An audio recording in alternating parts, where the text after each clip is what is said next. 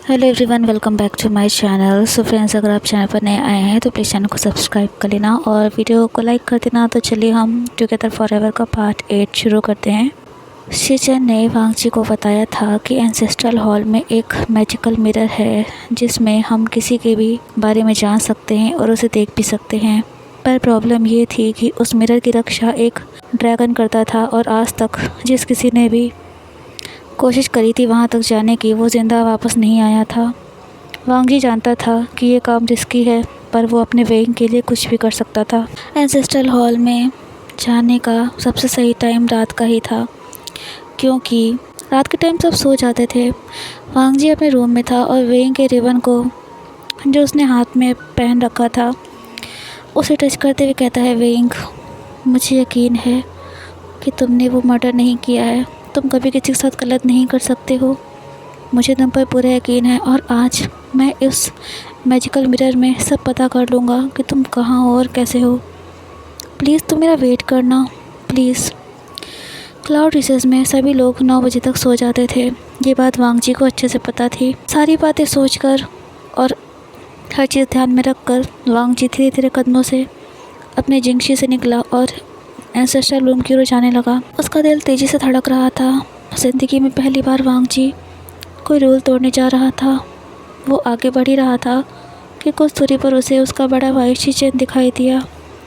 उसे देखते ही वांगजी एक पिलर के पीछे छुप गया। वो सोचता है कि कहीं गाय ने मुझे देख तो नहीं लिया। क्या होगा अगर ऐसा कुछ हुआ। पर जब कुछ मिनट्स बाद उसने पीछे मुड़कर देखा तो शीचेन वहाँ से जा चुका था। वांगजी बस एंसेस्ट्रल हॉल के अंदर कदम रखने ही वाला था कि तभी उसके सामने विशालकाय ड्रैगन आ गया और उसने वांगजी के ऊपर आग फेंकी। वांगजी ने जैसे तैसे तो खुद को बचा लिया। वो उस ड्रैगन को कोई नुकसान नहीं पहुंचाना चाहता था, पर उसके पास कोई रास्ता भी तो नहीं था। तभी वांगजी ने अपने चारों ओर एक स्पिरिचुअल एनर्जी का सर्कल बना लिया और अपनी पावर्स से उस ड्रैगन को बेहोश कर दिया। पर इस सब की वजह से वांगजी की बॉडी की इनर पावर्स बहुत ज़्यादा यूज़ हो चुकी थी।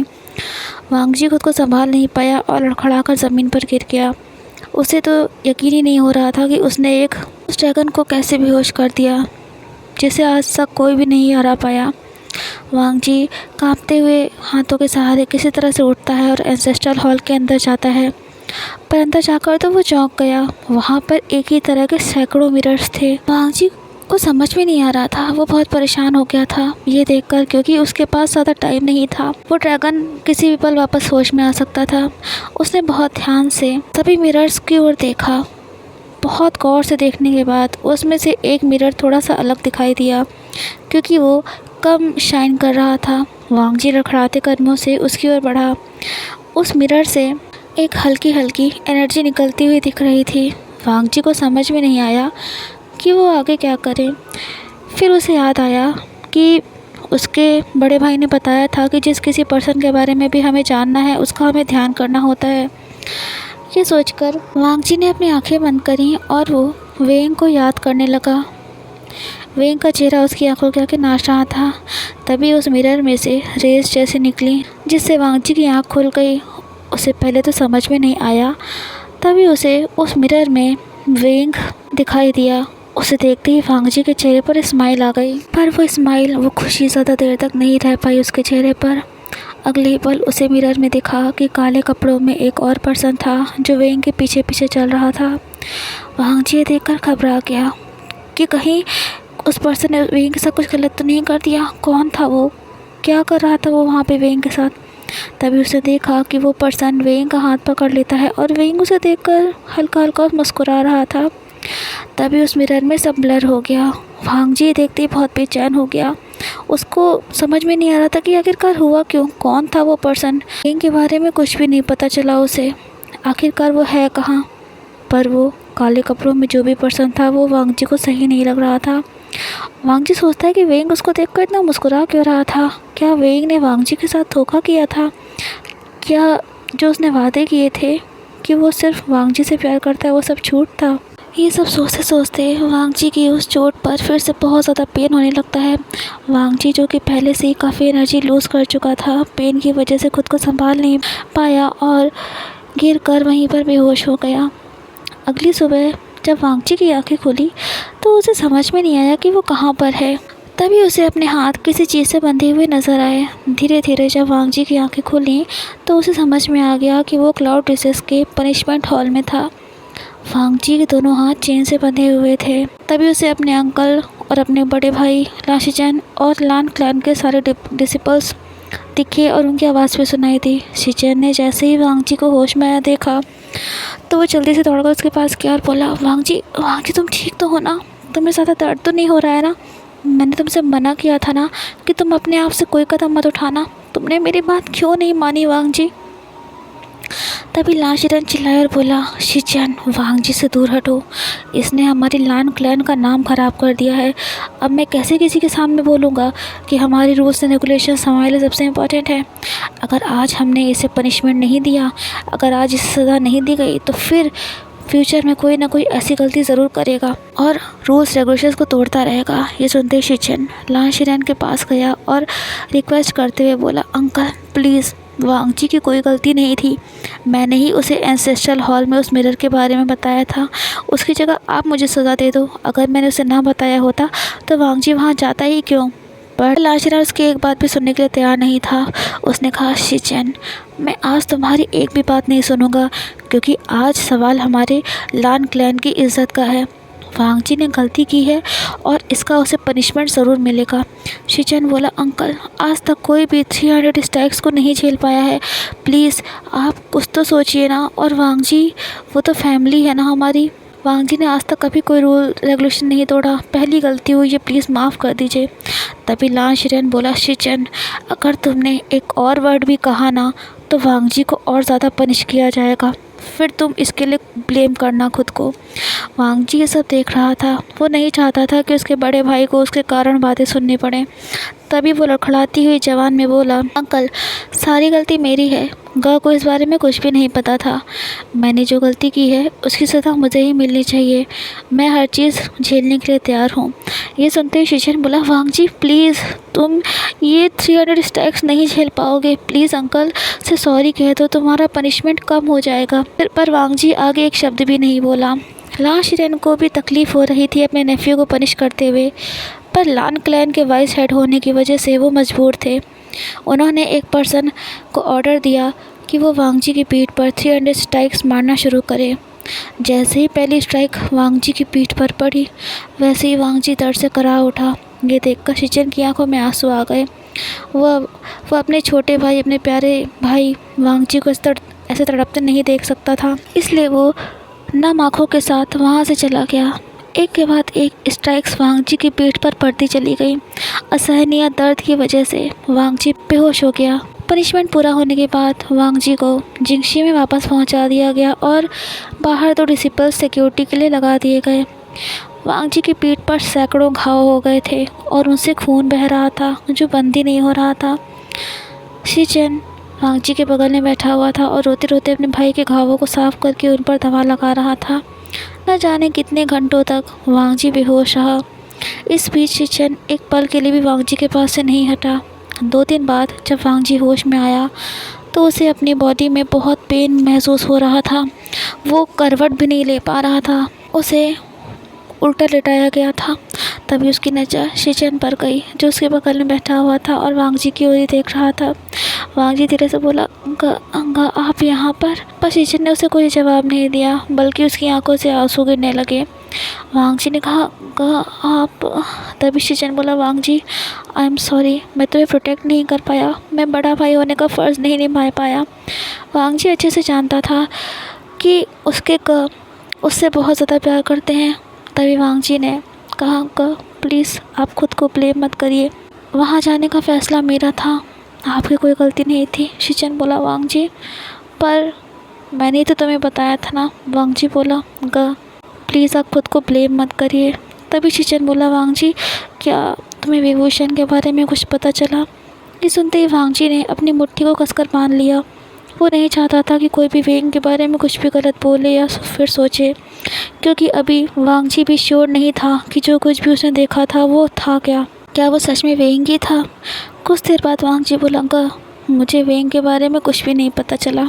वो अपने भाई से झूठ नहीं बोलना चाहता था, पर वांग जी मजबूर था। तभी शीचेन बोला, वांग जी, हो सकता है वेंग युनमेंग वापस चला गया हो बिना किसी को बताए। पर वांग जी ने अपने भाई की इस बात का कोई जवाब नहीं दिया और ना ही तो वो कुछ बोला। शीचेन बोला, वांग जी, अंकल के ऑर्डर्स हैं कि जब तक वो नहीं कहेंगे तब तक तुम कहीं भी बाहर नहीं जा सकते हो। एक तो वांग जी की कंडीशन भी बहुत ख़राब थी, वो चलने के लायक भी नहीं रह गया था, और दूसरा वो अपने अंकल और अपने बड़े भाई के लिए और कोई प्रॉब्लम नहीं क्रिएट करना चाहता था। इसलिए उसने अपने अंकल के फ़ैसले को मान ही लिया। उसने आगे कुछ भी नहीं कहा। इसी तरह से 4 साल बीत गए। इन 4 सालों में वांग जी जिंगशी से बाहर कहीं नहीं निकला। कभी कभी शीचेन उससे मिलने जाया करता था, बाकी अगर कोई और उससे मिलने जाता था तो वांग जी हमेशा मना कर देता था। वांग जी को पूरा 1 साल लग गया था अपनी इंजरीज से उबरने में, पर इन 4 सालों में वो एक दिन एक पल के लिए भी वेइंग को नहीं भूला था। उसने ना जाने कितनी बार अपने स्पिरिट एंजल्स को भेजकर वेइंग के बारे में पता लगाने की बहुत कोशिश करी, पर हर बार उससे नाकामी हाथ लगती थी। उसकी आंखों से वेइंग का वो हंसता हुआ चेहरा एक पल के लिए भी नहीं गया, पर वांग जी पर जो स्माइल आई थी वेइंग की वजह से, वो हमेशा के लिए गायब हो चुकी थी। 4 साल बाद पहली बार वांग जी क्लाउड रिसर्च से बाहर निकला। सबसे पहले वो वहाँ से युनमंग गया, इस उम्मीद में कि हो सकता है सच में वेइंग वहीं पर हो, पर कहीं ना कहीं उसके दिल में एक बेचैनी थी, एक डर था कि कहीं उसका ये सपना ही रह जाए। युनमंग क्लाउड रिसर्च से बिल्कुल अलग था। वहाँ पर काफ़ी चहल पहल थी और बहुत अच्छा था वो। वांग जी एक जगह पर थोड़ा आराम करने के लिए रुका। वो अपने ख्यालों में खोया हुआ था। तभी उसे जियांग एनली दिखी, जिसकी गोद में एक बेबी था। वांग जी ने सोचा, क्या मिस जियांग की शादी हो गई है? पर वेइंग या जियांगचा उसे वहाँ क्यों नहीं दिख रहे? तभी जियांग एनली वांग जी को देख लेती है। वो वांग जी के पास जाती है और कहती है, लान वांग जी, आप यहाँ? वांग जी ने पहले जियांग एनली को ग्रीट किया, फिर कहा, हाँ, वो मुझे यहाँ थोड़ा काम था। तभी उसने कहा, मिस जियांग, वो, पर उसे समझ में नहीं आ रहा था कि वो वेइंग के बारे में उससे पूछे तो कैसे पूछे। तभी जियांग एनली बोली, हमें आशियांग का कुछ भी नहीं पता चला। हमने उसे बहुत ढूंढा, बहुत पता लगाने की कोशिश करी। ये कहते कहते जियांग एनली बहुत उदास हो गई और उसकी आंखें नम हो गईं। वांग जी का दिल भी टूट गया था, मानो उसकी जो एक आखिरी उम्मीद थी वो खत्म हो गई हो। वो जियांग एनली से और कुछ पूछता, तभी वहाँ जियांग एनली का हस्बैंड जिन जिशवान आ गया। जिन जिशवान ने जैसे ही वांग जी को देखा तो वो कहता है, लान क्लैन के हियर, आप यहाँ युनमेंग में क्या कर रहे हैं? पर वांग जी उसे कोई रिप्लाई न देकर बस ग्रीट करता है। जिन क्लैन और लान क्लैन के रिलेशंस पिछले कुछ सालों से ज़्यादा अच्छे नहीं चल रहे थे, पर जिन जिशवान अपने फादर से अलग था। तभी वांग जी बोला, मिस जियांग, अब मुझे चलना चाहिए। तभी जियांग एनली बोली, लान वांग जी, अगर आप युनमंग में कुछ टाइम और रुकेगा तो हमारे लोटस पियर में ज़रूर आइएगा। ये सुनकर वांग जी ने बस हाँ में अपना सर हिला दिया और फिर वो वहाँ से निकल गया। उसका दिल अंदर ही अंदर न जाने कितने टुकड़ों में बिखर गया था। वांग जी कहता है, वेंग, तुम कहाँ हो? प्लीज़ मुझे और मत तड़पाओ। क्या तुमसे मिलना एक सपना ही रह जाएगा? प्लीज़ मुझे मिल जाओ, कहाँ हो तुम? वो युनमेंग से निकलकर सड़क पर आगे बढ़ रहा था। तभी उसे एक बच्चा रोते हुए दिखाई दिया। वहाँ पर कई सारे लोग अपना काम कर रहे थे, पर किसी ने भी उस बच्चे को चुप कराने के बारे में नहीं सोचा और ना ही तो कोई उस ओर ध्यान दे रहा था। वांग जी से देखा नहीं गया और वो जल्दी से जाकर उस बच्चे को उठाने लगा। उसने उस बच्चे से कहा, क्या तुम्हें कहीं चोट लगी है? पर वो बच्चा कुछ नहीं बोला और ज़्यादा रोने लगा। वांग जी ने कहा, तुम्हारी मॉम कहाँ है? तब भी वो कुछ नहीं बोला। वांग जी को समझ में नहीं आ रहा था।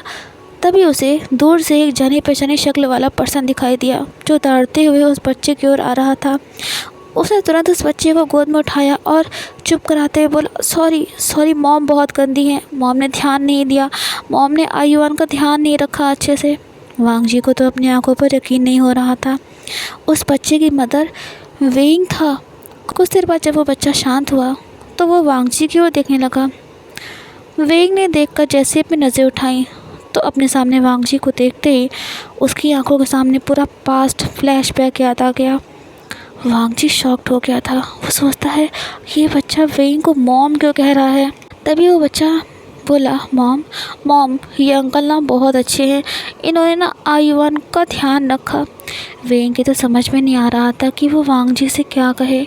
तभी वहाँ एक और पर्सन आ जाता है, जिसे देखते आयुआन बोला, डैड डैड देखो ना ये अंकल कौन है।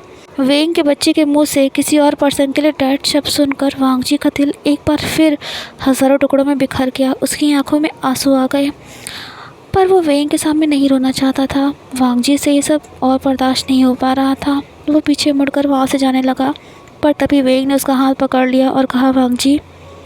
वेंग के मुँह से अपना नाम सुनकर वांग जी ने जो हिम्मत इकट्ठा करी थी वो सब खत्म हो गई। वेंग बोला, वांग जी मैं तुमसे। तभी आयुआन बोला, मॉम प्लीज़ अंकल को हमारे घर लेकर चलो ना, हम सब साथ में खाना खाएंगे। वेंग का भी दिल रो रहा था, पर वो वांग जी को सच कैसे बताता कि आयुआन वांग जी का ही बेटा है, या फिर इतने साल तक वेंग कहाँ था। वेंग को समझ में नहीं आ रहा था कि वो शुरुआत कहाँ से करे। तभी वांग जी पीछे की ओर मुड़ा और वेंग की ओर देखने लगा। उसकी आंखें लाल थीं और चेहरे पर गहरी उदासी थी। जिस प्यार के लिए वांग जी ने इतनी तकलीफ़ उठाई, इतना दर्द सहा, आज वो किसी और के साथ है। वेंग का बेबी किसी और को डैड बुला रहा है। वांग जी बस इतना ही बोल पाया, वेंग क्या तुम मुझे अपना घर नहीं दिखाओगे। वेंग की आंखें भर आई थी। वो ही जानता था कि इतने साल उसने खुद को किस तरह से वांग जी से दूर रखा था।